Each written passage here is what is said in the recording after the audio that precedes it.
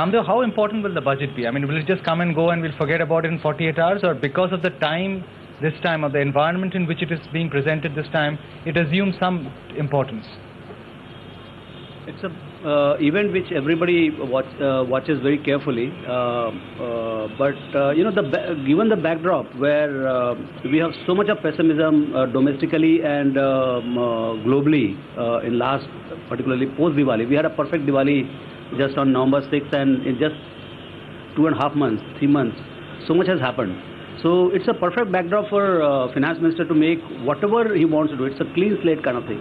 There is no expectation, very little expectation in the market, and tremendous opportunity in any direction, whether it is GTC, whether it is GST, or provisions being incorporated into the current budget, or actually moving forward into the petroleum policy. Because the problem, global oil price is not his problem. It's a global commodity rally which he can do very little about it.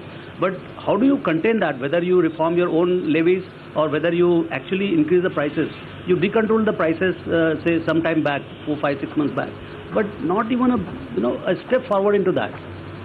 So I think what market would like to see is a definitive, kind of a governance kind of issue where. Irrespective of the things which are not in his control, wherever we can do it well, let's move forward, whether it is the clearances for the projects or implementation of the road sector or whatever, whether it is a financial sector reform, like bank licenses. I mean, you wanted to give for last, I don't know how many years, but still some discussion paper, white paper, red paper, those papers are coming and nothing is happening. So I think we have just, because of this sustained growth which is coming despite no initiative from anything from Delhi, I think somewhere decisions are not being taken. And then suddenly you have to raise the diesel price by 15 rupees, 20 rupees. So that is going to be impossible. So we are coming to a stage where finance minister has an opportunity to come out with policy decisions at this point of time. There is absolutely no expectation. He can write anything, and I'm sure he has already done his preparations. We have to only wait for Monday evening.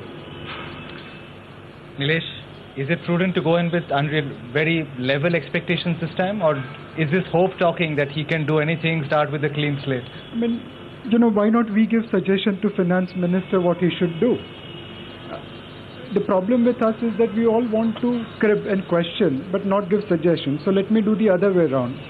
Let's give 2 suggestions to finance minister. One is on the current account deficit side.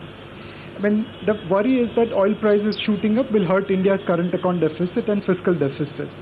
Now, we are importing about $25 billion of gold. We have accumulated the largest reserves of gold in individual capacity. Now, can the finance minister come out with a scheme which will allow recycling of gold among Indians, so we don't spend $25 billion overseas for importing gold? Now, how much oil prices have gone up and how much it will go up? 7 billion, 8 billion, 10 billion. You save $25 billion import of gold somehow or other, and then your current account deficit becomes current account surplus, even if oil goes to $150 a barrel. How do you achieve that? Give tax incentive, enforce, give incentives for recycling of gold within Indians. We all know how much gold is lying in bank lockers with temples, with jewelers, with individuals. Give them incentive to recycle their gold. Government borrows 10-year security at 8.15, 8.20%. Buy or borrow gold at 2.5%, 3%. People will be happy to give that return. Not all gold is in black, some gold is in white also. Encourage temples to give their gold to the government so that government can sell that gold to the individual. I like the way you say that. Not all gold is in black, some is in white. I like that. I mean, I have something in white. Okay, on the second suggestion, again, if you see the fiscal deficit problem, the problem is coming. Last year we had 3G excess of about 1 lakh crore. This year there is none. Now, can we introduce an amnesty scheme, and Ashok will be more appropriate person to talk on the same. But can we introduce amnesty scheme either to unearth black money within country or outside of country and generate 1 lakh crore worth of surplus? You mean the CEOs who made money from the telecom scam can put it back through an amnesty scheme? Is that what you're suggesting? That's why I said Ashok is the right person to comment on it. But you can use amnesty scheme in a constructive manner to bridge the resources gap. Again, when we are looking at oil subsidy, let's remember that we still have one of the highest oil prices in the neighborhood. It's not that oil subsidy is coming purely because we are subsidizing all, it's because government is taking disproportionate share of taxes. So you try to rationalize some amount of taxation, you do some amount of gold mobilization to reduce the pressure on currency, you try to introduce amnesty scheme and walk over this tough year. To do that in a market where it has already fallen, it's pricing in tough conditions, and suddenly it gets positively surprised on the budget. Gather that momentum, get $10-15 billion from FIIs, and suddenly you know everything changes. So this is something which you can do. Ashok, I doubt whether the gold recycling will happen, but there have been murmurs of this amnesty. The government has not spoken about a VDI scheme, but a temporary amnesty window. Is it likely, you think?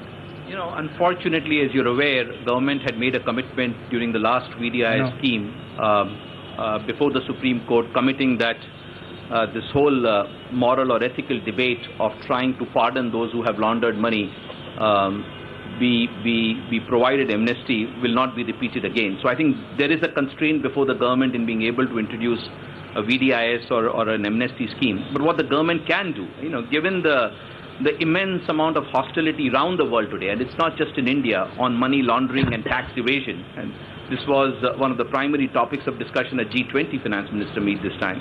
So given the hostility around the world, given that most countries that have provided protection are now ceding to providing information, you know, some sort of a scheme that allows people to bring their money parked outside India and invest it in 10-year infrastructure bonds or infrastructure projects with very low yield, 2%, 3%, which is really the penalty for having done wrong at one point of time. I think something like that may not be foul of the commitment made to Supreme Court, and yet I think given the current environment, I think there'll be a lot of money that will flow into the Indian market, and I think, you know, we will be able to support one of the most crying needs of the country, which is investment in infrastructure. Is it a politically sensitive subject? It is a very politically sensitive subject given the current environment, and particularly given Supreme Court's views that have been made public on this whole black money being unearthed. But economically, does it make sense? I would say for sure. I mean, you get 20, 30, 40, 50 billion dollars for a 10-year period investing in infrastructure. I think it makes a lot of economic sense. But is it likely, Ashok? Hand on heart. I think given the current environment, very, very difficult for the finance minister to be able to do it. But if he is able to do it, I think it will have a long-term, very positive impact.